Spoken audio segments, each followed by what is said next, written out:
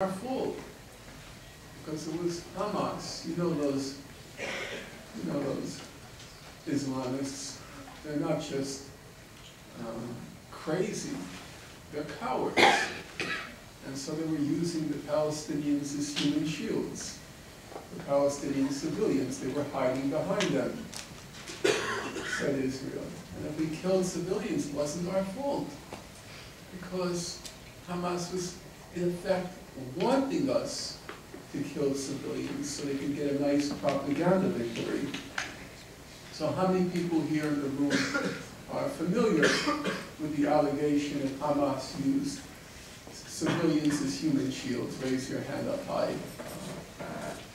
So it's, you could say, nearly everyone in the room. If you didn't hear that allegation, you're either suffering from a brain deficit or excessive use of mind-altering drugs, because Israel and its supporters repeated it so much. And I know this is Temple University, so it couldn't be a brain deficit.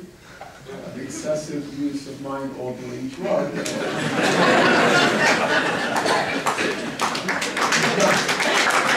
Judging by the reaction, I see we can't rule that out. As Peter Falk might say, Colombo.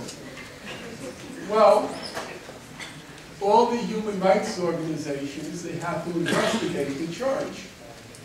Because if it were true that Hamas had used Palestinians as human shields, it would significantly shift the burden of legal culpability. And by now there have been about 300 human rights reports issued. At least that's the estimate of Desmond Travers, who was on the Goldstone mission. There are about 300 human rights reports issued on what happened in Gaza. And all of them have to look into this question of the human shielding. So if I were to ask, let's see, if I were to ask this fellow over here, well, yeah, yourself, sir. If I were to ask you what's the most respected human rights organization in the world, you would say? Probably Human Rights Watch. That's Amnesty International. I think Amnesty, Human Rights Watch, is still more domestic. It has a reach, but as a world organization, it's probably Amnesty International. And Amnesty International, among other organizations, it investigated the question of human shielding. And it came to the same conclusion as all the other human rights organizations. So let me read to you verbatim what they said. Contrary to repeated allegations by Israeli officials of the use of human shields, Amnesty International found no evidence that Hamas or other Palestinian fighters directed the movement of civilians to shield military objectives from attacks. Amnesty International found no evidence that Hamas or other armed groups forced residents to stay in or around buildings used by fighters. Amnesty International found no evidence that fighters prevented residents from leaving buildings or areas which had been commandeered by militants. It didn't happen.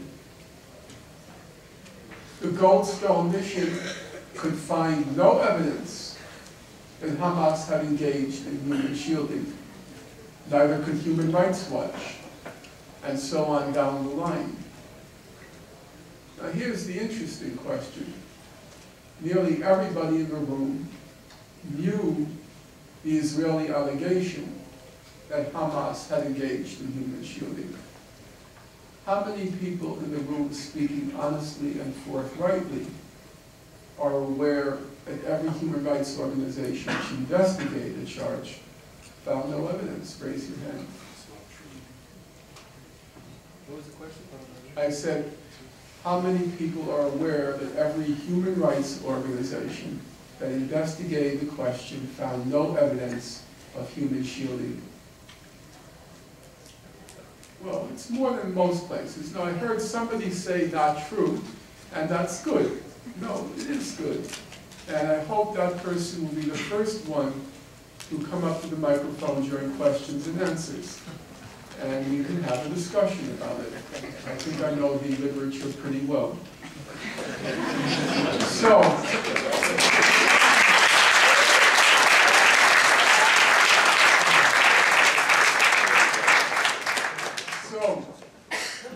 Amnesty International went one step further.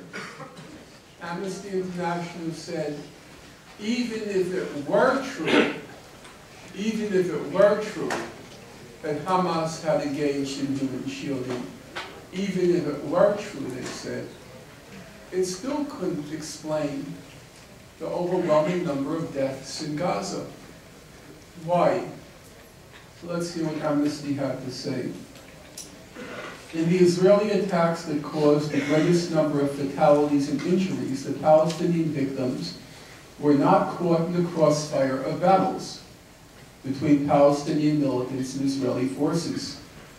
Nor were the Palestinian militants shielding nor were the Palestinian victims shielding militants or other legitimate targets. So the Palestinians weren't caught in the crossfire.